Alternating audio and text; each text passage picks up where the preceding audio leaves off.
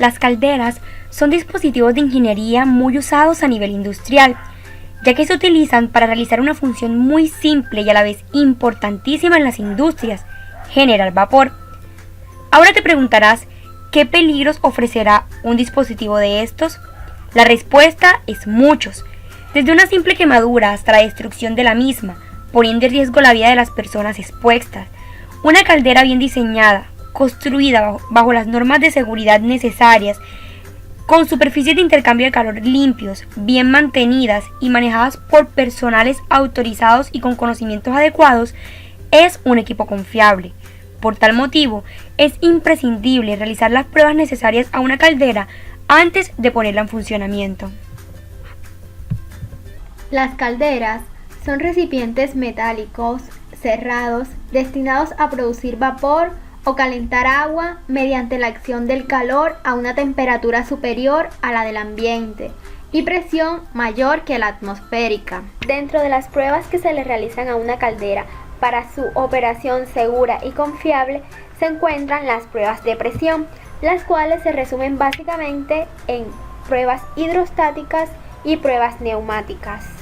La primera de ellas, la prueba hidrostática, consiste en la aplicación de presión a un equipo con el fin de verificar la hermeticidad de los accesorios blindados y la soldadura, utilizando como elemento principal el agua o, en su defecto, un fluido no corrosivo.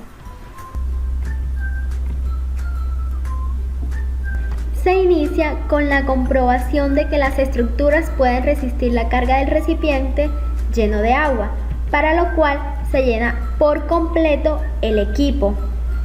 Como segundo paso está la colocación de bridas o tapones roscados a todas las válvulas y grifos del aparato, excepto aquellas destinadas al venteo de aire, básicamente a válvula de salida de vapor, a la válvula de vaciado y a la válvula de seguridad.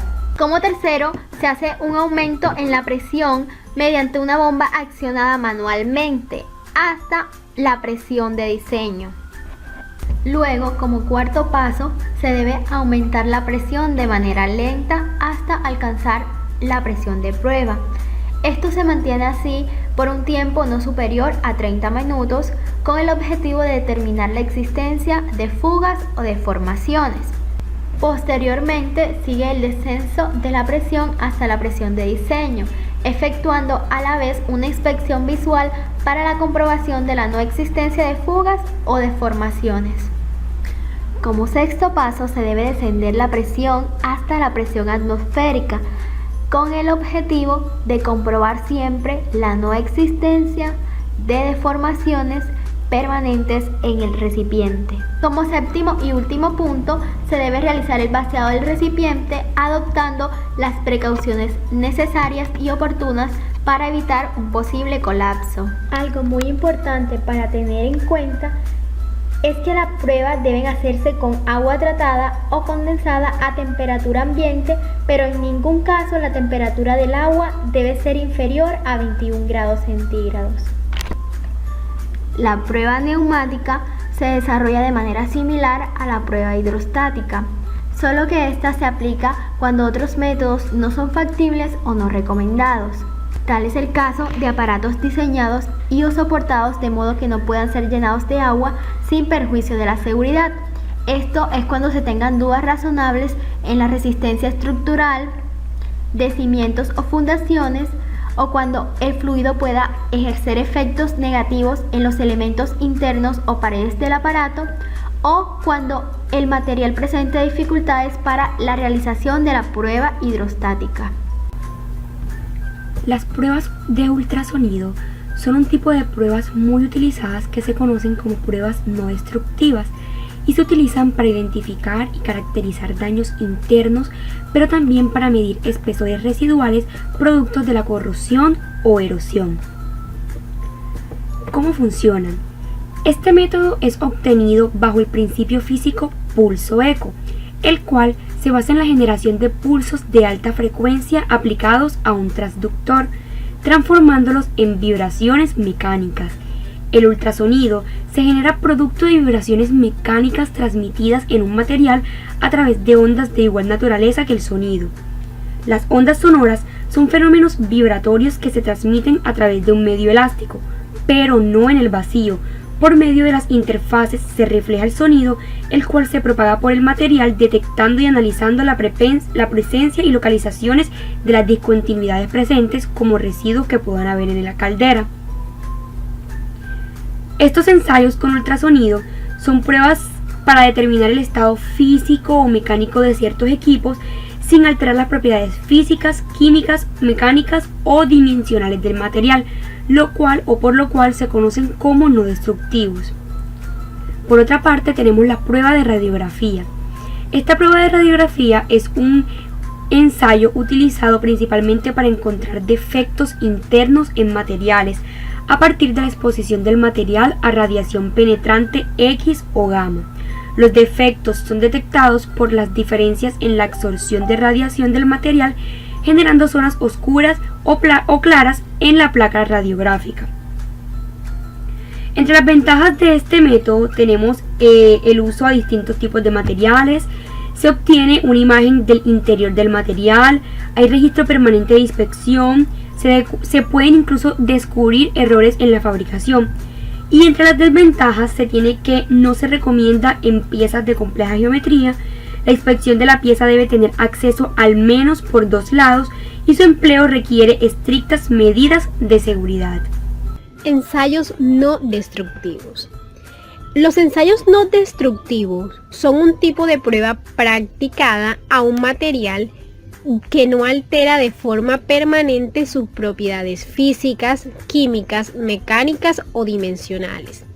Los ensayos no destructivos implican un daño imperceptible o nulo.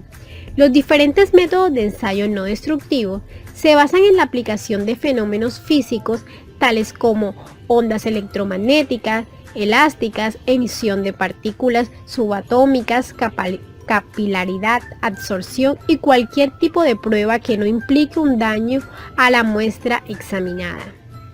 ¿Qué es la inspección por líquidos penetrantes? Esta es un tipo de ensayo no destructivo que se utiliza para detectar e identificar discontinuidades presentes en la superficie de los materiales examinados. Generalmente se emplea en aleaciones no ferrosas, aunque también se puede utilizar para la inspección de materiales ferrosos cuando la inspección por partículas magnéticas es difícil de aplicar. En algunos casos se puede utilizar en materiales no metálicos. El procedimiento consiste en aplicar un líquido coloreado o fluorescente a la superficie en estudio, el cual penetra en cualquier discontinuidad que pueda existir debido al fenómeno de capilaridad. Después de un determinado tiempo, se elimina el exceso de líquido, el cual no debe exceder a más de 7 minutos, y luego se aplica un revelador. Este absorbe el líquido que ha penetrado en las discontinuidades y sobre la capa de revelador se delinea el contorno de estas. Inspección por partículas magnéticas. Este es un tipo de ensayo no destructivo que permite detectar discontinuidades superficiales y subsuperficiales en materiales ferromagnéticos. La aplicación del ensayo de partículas magnéticas consiste básicamente en magnetizar la pieza a inspeccionar, aplicar las partículas magnéticas, es decir, polvo fino de limaduras de hierro, y evaluar las indicaciones producidas por la agrupación de las partículas en ciertos puntos. Este proceso varía según los materiales que se use, los defectos a buscar y las condiciones físicas del objeto a inspeccionar. Este método se utiliza cuando se requiere una inspección más rápida que la que se logra empleando líquidos penetrantes. Existen 32 variantes del método y cada una sirve para diferentes aplicaciones y niveles de sensibilidad. Este método se utiliza en materiales ferromagnéticos como el hierro, el cobalto y el níquel. debido a su baja permeabilidad magnética. No se aplican ni en materiales paramagnéticos como el aluminio, el titanio o el platino, ni en los diamagnéticos como el cobre, la plata o el estaño. Los defectos que se pueden detectar son únicamente aquellos que están en la superficie o a poca profundidad. Cuando menor sea el tamaño del defecto, menor será la profundidad a la que podrá ser detectado. Como conclusiones generales debemos decir primeramente que el solo uso de una caldera implica un alto grado de peligrosidad, ya que son equipos que trabajan a altas presiones internas con vapor sobrecalentado, lo que implica un alto riesgo para la vida de las personas. Es por esta razón que se debe dar la importancia necesaria a lo que respecta al mantenimiento, para aumentar la confiabilidad del equipo, la seguridad ocupacional, intervinientes en el área.